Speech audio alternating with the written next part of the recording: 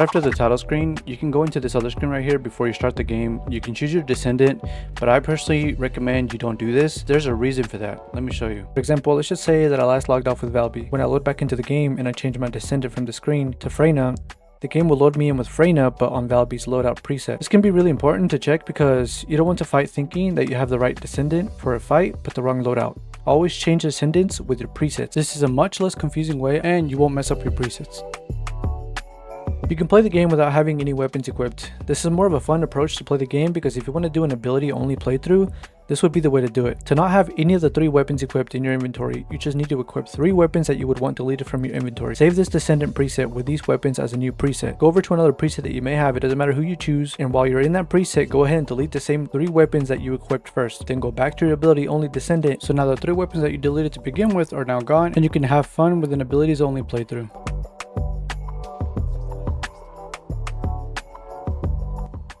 On some descendants, probably most of them, the 4th ability after you get knocked, you can insta-die and then you can have your 4th ability completely reset, ready to use again. It's also extremely helpful to use this trick on a Colossus, probably maybe more for solos to be honest. But if you're close to defeating a Colossus, shortly after getting knocked near the end of a Colossus fight, go ahead and give up. Then when you come back up, you'll have your 4th ability reset, charged up and ready to go. The only thing cool about these surveillance towers themselves is if you have an ongoing mission on the surveillance mission, they will add time if someone activates them during your mission. That's the only cool thing about them. No, they do not add a drop rate chance to the loot that's dropped. They only add more time to complete the mission. Regardless of only being able to track 4 atoms at a time, I've been putting the amorphous materials on this list and it's been helping me tremendously. This has come a long way for me, especially for the surveillance missions and the void reactor missions. Once you track them in the menus, you can then swap them as well on your UI interface. That way you can keep tabs on the screen and not having to go in and out of the menu. When it comes to the void fragments, look for the pillars that give you the most drops. Take this Kingston pillar for instance. I don't see a point in farming this pillar to open up your reactor missions because later in the game there will be more pillars that give you more shards. So just to clarify, to open up the reactor missions, you just need to have the shards in your inventory. It doesn't matter which pillar you farmed them from, and it doesn't matter which descendant you use to farm them with. As long as you have the shards in your inventory, you can open up any reactor mission on the map.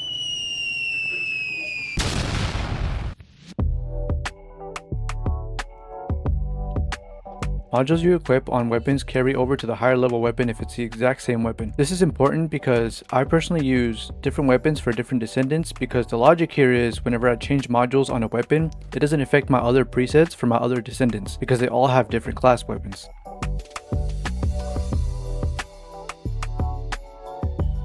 So for the descendant side of the modules, most of you guys know that some of the modules, specifically the sub-attack modules, increase the capacity for your module capacity, but some of these modules, kind of like this Transcendent for Freyna, will free up space from your module capacity, meaning the more you enhance this module, the more space you will free up from your current max capacity.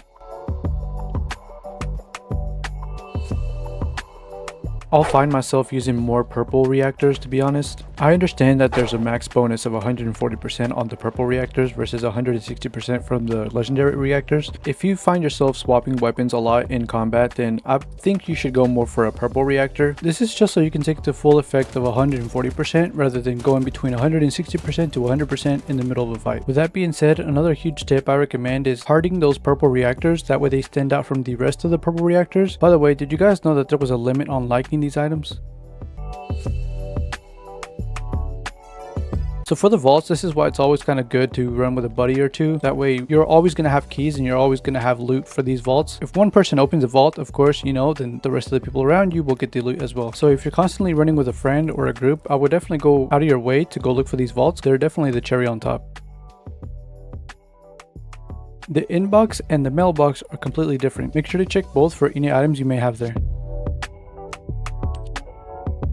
This sounds like a no-brainer tip, but it's also a very huge tip. This game already overflows your inventory as it is. Between main missions, side missions, and then even farming on top of that, your inventory can get very packed very quickly. Don't be afraid to just mass delete some stuff, man. It's okay. To be honest, whenever you get to the end game, you're going to have level 100 plus items in your inventory that you're going to want to keep. Try sticking with using the filtering system in the inventory, and this will be your best friend. You can back out of an ongoing operation if you're just farming for a specific item drop. This will save you time and keep your farming productive. That way you don't have to be going through the whole mission.